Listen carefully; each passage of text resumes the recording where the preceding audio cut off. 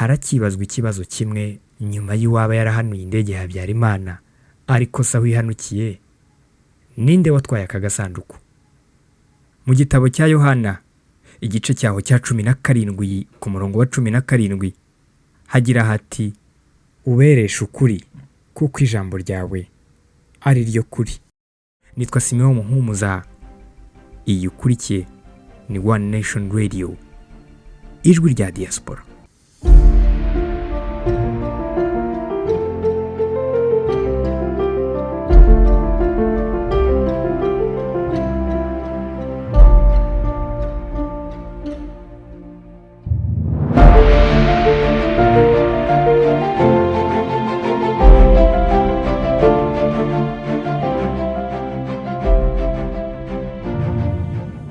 Hari ku mugoroba wo ku itariki ya 6 Mata mu 1994 ubwo indege yari itwaye Perezida Juvenal Habyarimana na mugenzi we w'u Burundi Cyprien Ntaryamira yahanutse, bombi bagapfa. Icyo gihe barimo bava i Arusha muri Tanzania mu nama ireba uko hashyirwa mu bikorwa amasezerano yo gusangira ubutegetsi na FPR Inkotanyi. Kuva kuri uwo mugoroba, intera hamwe n'abasirikare barindaga umukuru w'igihugu batangiye kwica abatutsi no guhiga bukwara abayobozi batavugaga rumwe nabo, n'abasirikare 10 b'Ababiligi bari mu butumwa bw'amahoro bahasiga ubuzima. Indege igihanuka, urujijo rwari rwose, ariko nk'uko ikinyamakuru gikomeye cyo muri Amerika The New York Times cyasohoye inkuru icukumbuye kuri iryo hanuka ry'indege tariki 12 Ugushyingo mu 1994 cyashimangiye ko indege yahanuwe n'agatsiko k'abasirikare ba leta ya Habyarimana b'abahezanguni gafatanyije n'Abafaransa.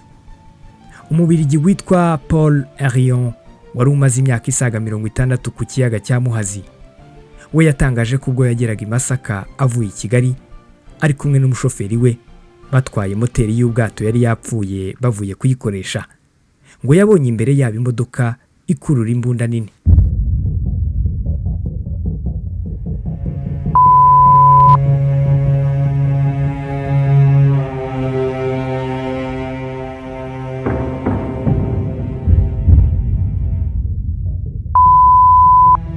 Yasabye umushoferi we kugenda buhoro.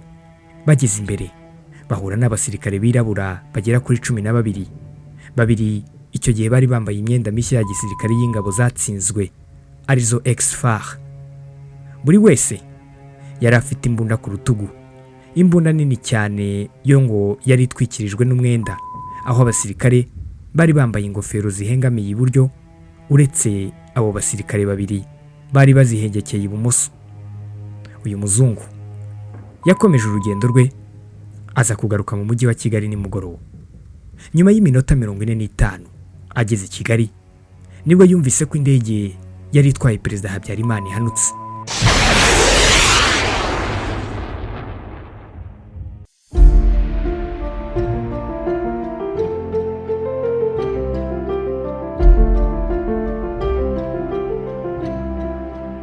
Igisasu cyo mu bwoko bwa missile cyahanuye iyi ndege bivugwa ko cyaturutse mu kibaya cya Masaka, nk'uko abaturage bo muri Masaka babonye ibishashi by'igisasu kizamuka babyemeza. Akaba ari naho uyu Paul Henrion yabonye abo basirikare. Nyuma gato y'uko abasirikare 10 b'Ababiligi bicwa n'abasirikare barindaga Perezida Habyarimana, ubushinjacyaha bwa gisirikare bw'Ububirigi bwatangiye iperereza ryaje kugaragaza ko intagondwa zo muri leta ya Habyarimana zitashakaga kugabana ubutegetsi na FPR arizo zahanuye indege.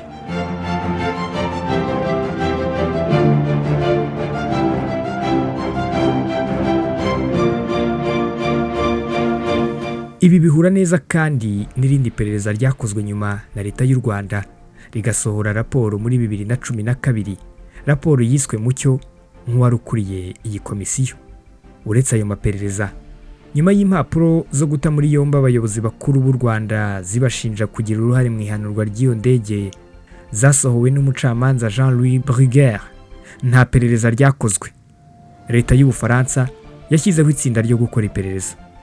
Abacamanza babiri barimo witwa Nathalie na Marc bakoze iryo perereza, maze banzura ko indege yahanuwe n'agatsiko k'intagondwa za leta ya Habyarimana zitakozwaga iby'isaranganya ry'ubutegetsi.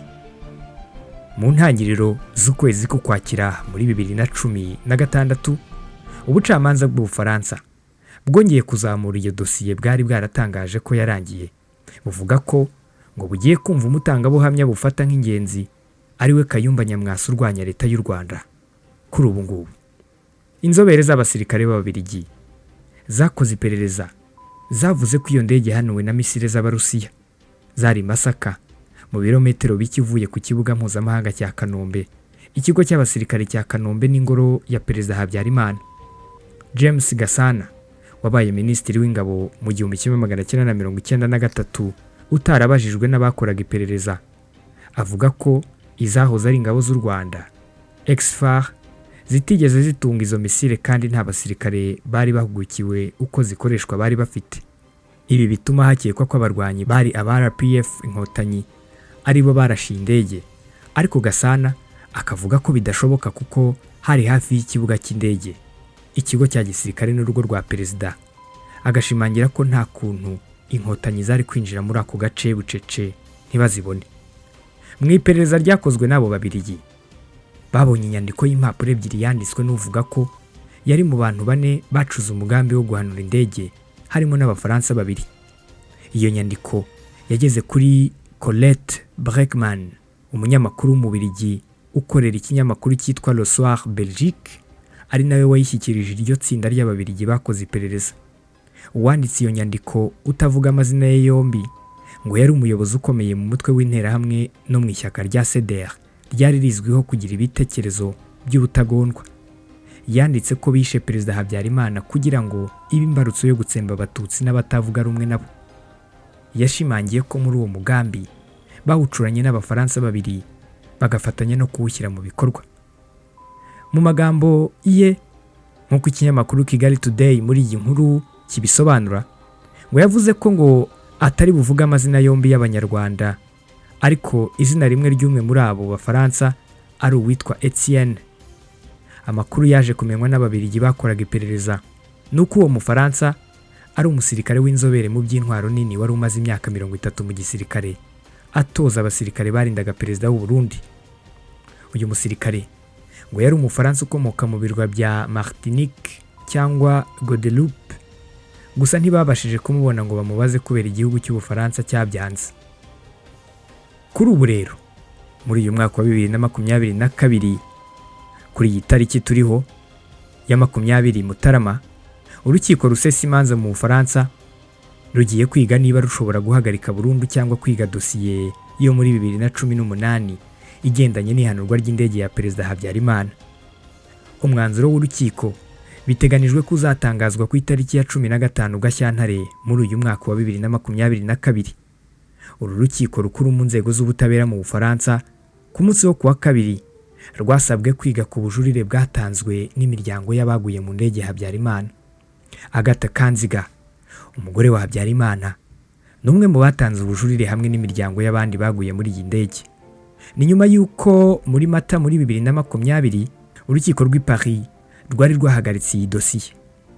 Iperereza ku ihanurwa ry'iyi ndege ryateye agatutsi mu mubano w'u Rwanda n'Ubufaransa kuva mu myaka irenga 27 ishize, cyane ko ryashinjaga bamwe mu bayobozi b'u Rwanda uruhare muri iyi mpanuka.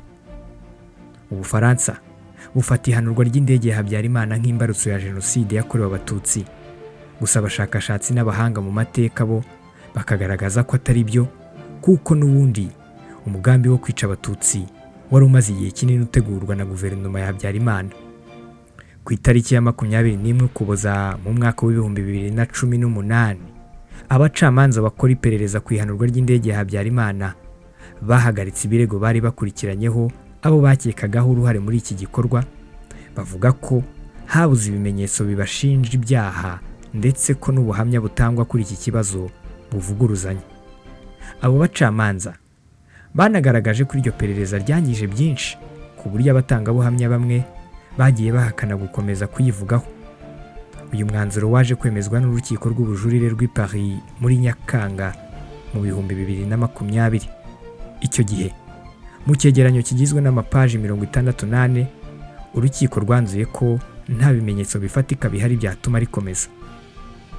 Abacamanza b'Abafaransa bafashe iki cyemezo bwa mbere mu Kuboza muri 2018 bavuga ko nta bimenyetso bigaragara byatuma iperereza rikomeza, ariko imiryango y'abaguye mu ndege yari itwaye ba Perezida Habyarimana na Ntaryamira w'u Burundi irakijuririra isaba ko risubukurwa. Abarikora bagashaka raporo yakozwe muri 2003 n'urukiko mpuzamahanga mpanabyaha rwashyiriweho u Rwanda rwari Arusha muri Tanzania. Umucamanza Jean-Louis Bruguière niwe watangije iperereza yakoze adakandagiye ku butaka bw'u Rwanda, ariherekeresha impapuro zita muri yombi bamwe mu basirikare bakuru b'u Rwanda bagize uruhare mu rugamba rwo guhagarika jenoside yakorewe Abatutsi. Nyuma muri Nzeri muri 2010 abacamanza babiri Nathalie ndetse na Marc nk'uko nabikubwiye baje mu Rwanda mu iperereza ku ihanurwa ry'iyi ndege, bagira n'umwanya wo kumva ubuhamya bw'abantu batandukanye yaba bari mu Rwanda no mu Burundi. Nyuma banzura ko iyi ndege yahanuwe n'agatsiko k'intagondwa z'Abahutu zitakozwaga iby'isaranganya ry'ubutegetsi. Mu 2016 umucamanza Jean-Marc Herbeau na Nathalie bongeye kugaruka kuri iri perereza, batangira baha umwanya bamwe mu barwanya ubutegetsi bw'u Rwanda nk'abatangabuhamya bakunze kurangwa no kunyuranya imvugo. Nyuma y'ubu buhamya, aba bacamanza bahise batumiza uwari Minisitiri w'Ingabo z'u Rwanda General James Kabarebe kugira ngo azajye kwisobanura, gusa ntabwo yigeze ajyayo. Iyi ngingo iracyateje ibibazo kubera ingingo nyinshi. Urugero, agasanduku k'umukara ariko bita boîte noire mu rurimi rw'Igifaransa ntabwo haramenyekana aho gaherereye kugeza ubu. Ubusanzwe nicyo kimenyetso ntakuka kibika amakuru yose y'indege, uko urugendo rwayo rwagenze, ibiganiro umupilote yagiranye n'abari ku butaka bayigenzura, ibibazo yahuye nayo bya kidobya bishobora kuyihungabanya ndetse n'ibindi. Ni akantu gato kaba gafite ibara ry'umutuku na orange.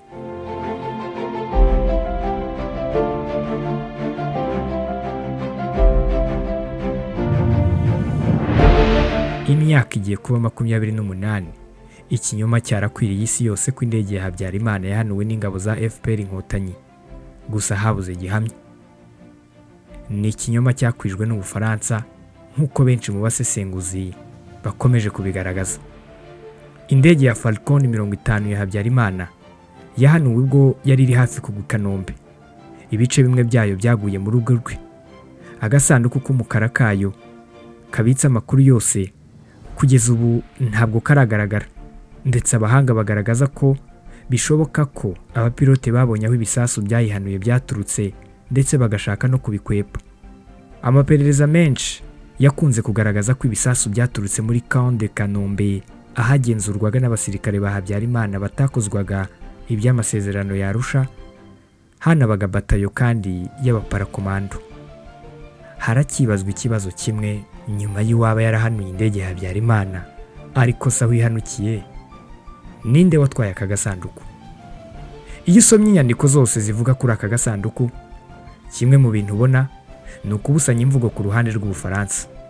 Bwa mbere, ko iyi ndege ngo itari ifite aka gasanduku, ko yari ifite tubiri, ko nta musirikare w'Ubufaransa wahageze ikimara kugwa, ko bahageze bakagatwara, ko bahageze ntibagatware ndetse n'ibindi nk'ibyo. Ku ikubitiro, uwitwa Grégoire de Saint-Quentin, uyu yarakuriye batayo y'abaparakomando b'Abafaransa bari mu Rwanda, niwe wageze mu rugo rwa Habyarimana aho indege ye yaguye, nk'uko bivugwa n'abashakashatsi. Inyandiko yakozwe na Jacques Morel muri 2017 y'ubucukumbuzi ku ihanurwa ry'iyi ndege ivuga ko Grégoire de Saint-Quentin ngo yahageze hashize amasaha 22. Ku rundi ruhande, hari inyandiko zo muri Minisiteri y'Ingabo mu Bufaransa zerekana ko Grégoire yahageze mu minota 15 ari kumwe n'abasuzofisiye babiri, ndetse ubwe akahaguma ijoro ryose bari gutwara imirambo, baza kugaruka mu gitondo ahagana saa 2 z'igitondo. Hari ifoto kandi ifitwe n'ubutabera bw'Ububiligi igaragaza Saint-Quentin ari imbere ya moteri y'iyi ndege. Mu ijoro ryo ku itariki ya 6 Mata rishyira tariki ya 7 Mata, Saint-Quentin yabwiye umuganga w'Umubiligi witwa Massimo ko baza gutegereza bukeye kugira ngo batware aka gasanduku. Hari kandi abatangabuhamya benshi bemeje ko aka gasanduku katwawe n'abasirikare b'Ubufaransa. Abarinzi b'urugo rwa Habyarimana bahamije ko indege ikimara kugwa abasirikare b'Ubufaransa bihutiye kujya gutwara aka gasanduku. Sergent Major Barananiwe Jean-Marie Vianney wari ukuriye abarinzi b'urugo rwa Habyarimana ku mugoroba wo ku itariki ya 6 Mata mu 1994 mu magambo ye yivugiye ko ngo Abafaransa baje gushaka boîte noire tariki ya 7 cyangwa 8 Mata mu 1994, gusa avuga ko atibuka neza umunsi cyangwa se niba barayibonye. Grégoire Zigirumugabe wari mu barinzi ba Perezida Habyarimana yavuze ko Abafaransa babonye ngo iki gikoresho cyitwa boîte noire ku itariki ya 7 Mata. Aloys Tegera wari umurinzi wa Habyarimana, Jean Baptiste Nzayisenga na Leonard Ntibategera, aba bari abaparakomando, nabo bemeje ko babonye Abafaransa bashaka boîte noire banashwanyaguza ibice by'indege. Leonard Ntibategera we yavuze ko Abafaransa batwaye aka gasanduku. Agatha Habyarimana, umugore wa Juvenal Habyarimana n'abana be, mu kiganiro bagiranye n'abanyamakuru ku itariki ya 21 Mata mu 1994 bari i Paris mu Bufaransa, bahamije ko boîte noire yatwawe n'abasirikare b'Abafaransa.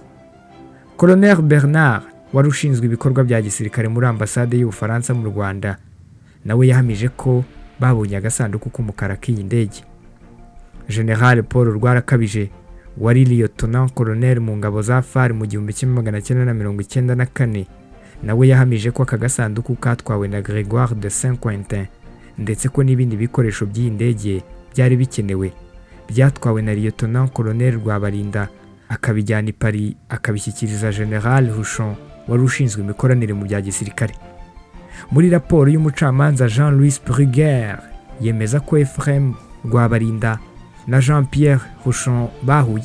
Ibaruwa yo ku itariki ya 15 Mata mu 1994 yanditswe na Minisitiri w'Ububanyi n'Amahanga w'u Rwanda muri guverinoma y'abatabazi igenewe abadiplomate b'u Rwanda, ihamya ko ako gasanduku kabonetse kagatwarwa n'Abafaransa. Agace gato k'iyo baruwa kavugaga ko ibizava mu igenzura ry'ako gasanduku ngo bizakorwaho iperereza, ariko ko byaba ari amahano gufata umwanzuro ntakuka ku wahanuye indege yahitanye ubuzima bwa Perezida Habyarimana.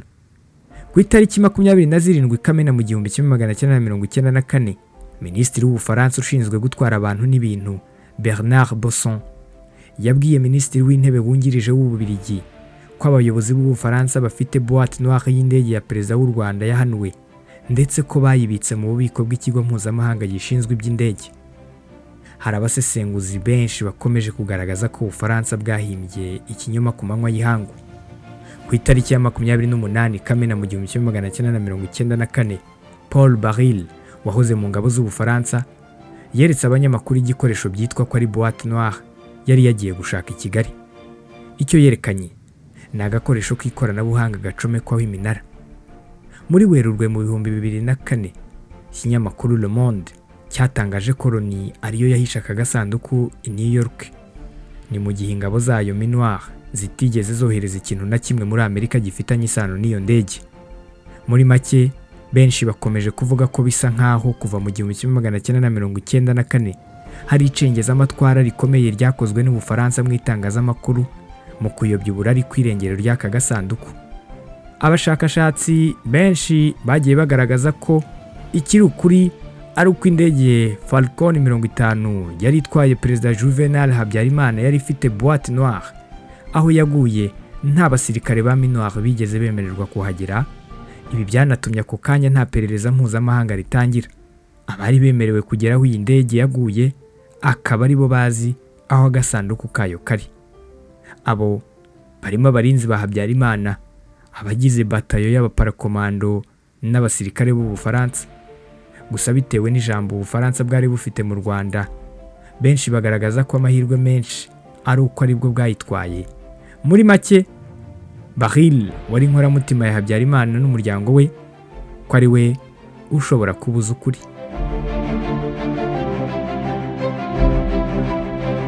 Kubemera Bibiliya yera, mu gitabo cya Yohana igice cyaho cya 17 ku murongo wa 17 hagira hati, uberesha ukuri kuko ijambo ryawe ari ryo kuri.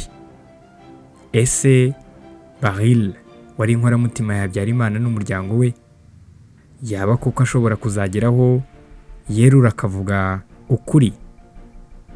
Nawe ufite icyo wabivugaho. Nitwa Simeon Muhumuza. Iyi ukurikiye ni One Nation Radio, ijwi rya diaspora.